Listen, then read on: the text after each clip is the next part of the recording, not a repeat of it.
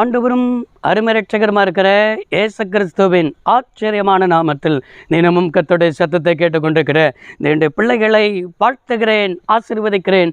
நீங்கள் ஆசீர்வதிக்கப்பட்டவர்கள். இந்த நாளிலும் கூட கர்த்தர் உங்களை பார்த்து தீர்க்கமாய் சொல்கிற ஒரு வார்த்தை, இனி தாமதம் இல்லை என்று ஆண்டவர் சொல்கிறார். இனி அப்படின்னா இதுவரைக்கும் உங்கள் வாழ்க்கையில் எல்லாமே காலதாமதமாய் கொண்டிருக்கிறது. அநேகர் சொல்வார்கள், என் வாழ்க்கையே காலதாமதம்தான். சிலருக்கு இன்னும் அநேகருக்கு எல்லாமே உடனே நடந்துடுது. ஆனால் எனக்கு தான் எல்லாமே காலதாமதமாகவே நடக்கிறது. நான் சிறு வயதிலிருந்து பார்க்குறேன், என் வாழ்க்கையில் படிப்பின் காரியத்திலையும், நான் சின்ன பிள்ளையிலேருந்து ஆசைப்பட்ட காரியத்திலையும் எல்லாமே காலதாமதம்தான். அது மாத்திரமல்ல, வாழ்க்கை துணையை தேடுகிற காரியத்திலையும் காலதாமதம்தான். குழந்தை பாக்கிய ஆசீர்வாதமும் காலதாமதம்தான்.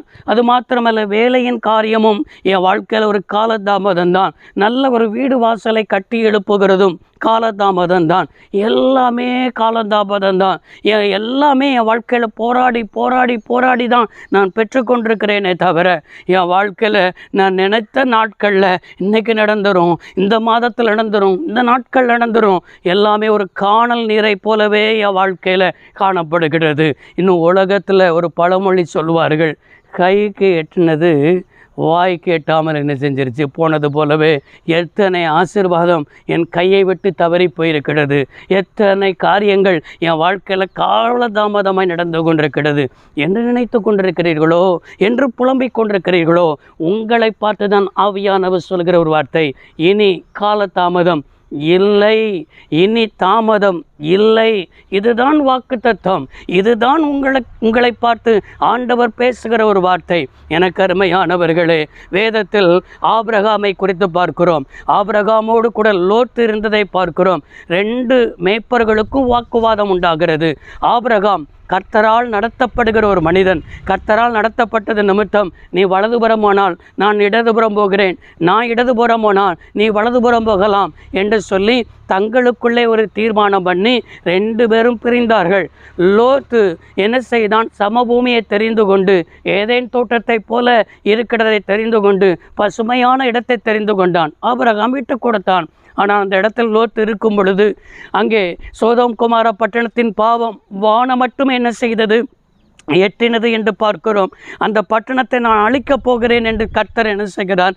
சொல்லுகிறார், நீ இந்த இடத்தை விட்டு என்ன செய்து விடு, பக்கத்தில் இருக்கிற மலை தேசத்திற்கு தப்பித்து போ என்று சொன்னால், கர்த்தருக்கே ஆலோசனை சொல்லுகிற ஒரு மனிதனாக லோத் என்ன செய்கிறான்? காணப்பட்டான். ஆனாலும் ஆதியாகமத்தின் புஸ்தகம் 19ஆம் அதிகாரம் 16வது வசனத்தில் வாசிக்கிறோம், அவன் தாமதித்து கொண்டிருக்கையில் கர்த்தர் அவன் மேல் வைத்த இரக்கத்தினாலே என்று என்ன செய்யப்பட்டிருக்கிறது? வேதத்தில் பார்க்க முடிகிறது. காரணம் என்ன? லோத்துக்கு அந்த பட்டணத்தை விட ஆசை இல்லை.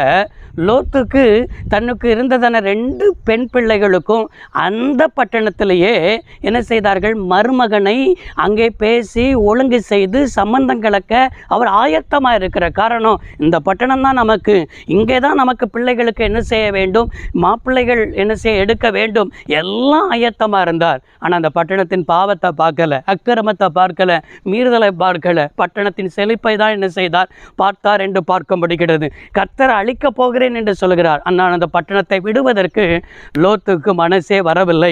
ஆனாலும் அவன் மேல் வைத்த இரக்கத்தினாலே ஆண்டவர் அவன் கையை பிடித்து, அவன் மனைவியின் கையை பிடித்து, 2 குமாரத்தின் கையை பிடித்து அந்த பட்டணத்தை விட்டு வெளியே கொண்டு வந்து விடுகிறார். தாமதித்து கொண்டிருக்கையிலே என்று சொல்லப்பட்டிருக்கிறது. இன்னைக்கு எல்லாமே தாமதமாகிறதற்கு காரணம் எங்கே இருக்குன்னா, நீங்கள் கர்த்தருடைய காரியத்தில், கர்த்தர் சொன்ன காரியத்தில் நீங்கள் தாமதிக்கிறீங்க. ஆலயத்திற்கு சரியான நேரத்துக்கு போகிற பழக்கம் எத்தனை பேருக்கு இருக்கிறது? ஆரம்ப ஜெபத்திற்கு முன்பாகவே நீங்கள் போகிறவர்களாக இருக்கிறீர்களா? யோசித்து பாருங்கள். ஆலயத்துக்கு காலதாமதமாய் போகிறீங்க, உங்களுக்கு காலதாமதமாக நடக்குது. ஜெபத்திற்கு சரியான நேரத்தில் குடும்ப ஜெபத்தை ஆரம்பிக்கிறீர்களா? ஒரு நாளைக்கு ஒரு நேரம், இன்னொரு நாளைக்கு இன்னொரு நேரம், எல்லாமே கர்த்தருடைய காரியத்தில். ஜெபமாக இருந்தாலும் வேத வாசிப்பாக இருந்தாலும், ஆண்டவருக்கு அடுத்த காரியமாக இருந்தாலும், சபையின் காரியமாக இருந்தாலும் எல்லாமே தாமதிக்கிறீங்க. அதனால தான் உங்கள் காரியமும் தாமதமாக இருக்கிறது. எனவே இன்றைக்கு சற்று உங்களை சிந்தித்து பாருங்கள், சற்று உங்களை ஆராய்ந்து பாருங்கள். என் வழி எப்படி இருக்கிறது, ஏன் எனக்கு காலதாமதமாகிறது என்று சொல்லி உங்களை சிந்தித்து நீங்கள் மனம் திரும்புங்கள். இனி தாமதம் இல்லை. ஜெபிப்போம். சர்வ வல்லமையுள்ள தெய்வமே, அருமை தகப்பன், இந்த வார்த்தையை கேட்ட பிள்ளைகள் வாழ்ந்திருக்க, சுகித்திருக்க, நன்மை அனுபவிக்க கர்த்தர் கிருபை தாரும். இயேசு ரட்சக நாமத்தில் பிதாவே, ஆமென். கர்த்தர் உங்களை ஆசீர்வதிப்பாராக. God bless you all.